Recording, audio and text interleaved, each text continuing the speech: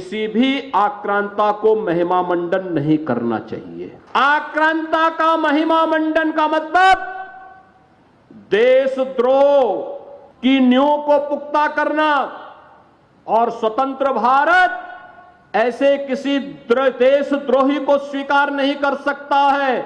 जिन आक्रांताओं ने भारत की सनातन संस्कृति को रौंदने का कार्य किया था, बहन बेटियों की इज्जत पर हाथ डालने का काम किया था, हमारी आस्था पर प्रहार किया था, उसे आज का ये नया भारत स्वीकार करने को कतई तैयार नहीं है।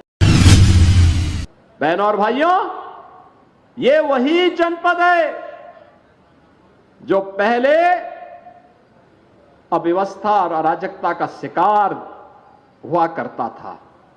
आज बहराइच में कोई अव्यवस्था नहीं फैला सकता, कोई नहीं फैला सकता।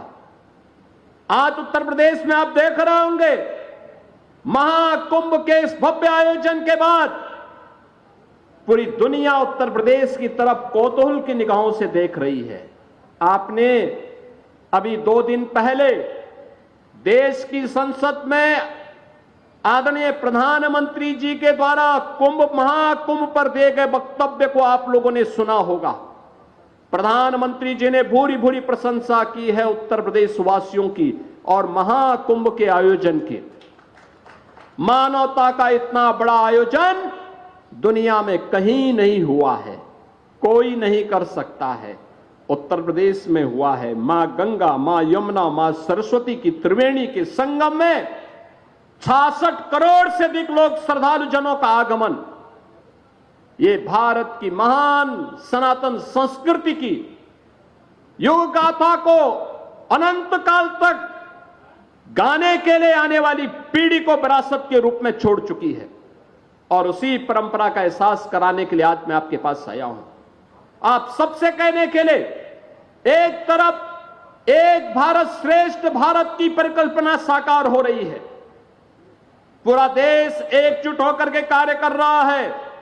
उन स्थितियों में मैं सभी उत्तर प्रदेश वासियों से कहना चाहूंगा, जब भारत की सनातन संस्कृति और भारत की परंपरा का गुणगान दुनिया कर रही है, तब भारत के महापुरुषों के प्रति श्रद्धा और सम्मान का भाव हर नागरिक का दायित्व होना चाहिए।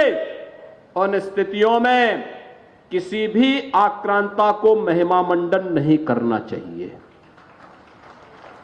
आक्रांता का महिमा मंडन का मतलब देशद्रोह की नींव को पुख्ता करना, और स्वतंत्र भारत ऐसे किसी देशद्रोही को स्वीकार नहीं कर सकता है जो भारत के महापुरुषों को अपमानित करता हो, उन आक्रांताओं का महिमा मंडन करता हो, जिन आक्रांताओं ने भारत की सनातन संस्कृति को रौंदने का कार्य किया था, बहन बेटियों की इज्जत पर हाथ डालने का काम किया था, हमारी आस्था पर प्रहार किया था, उसे आज का ये नया भारत स्वीकार करने को कतई तैयार नहीं है।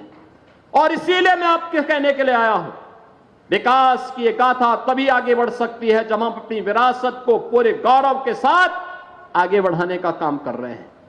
हमारी गौरव गाथा विरासत के साथ जुड़ती है, विरासत विकास के साथ जुड़ता है।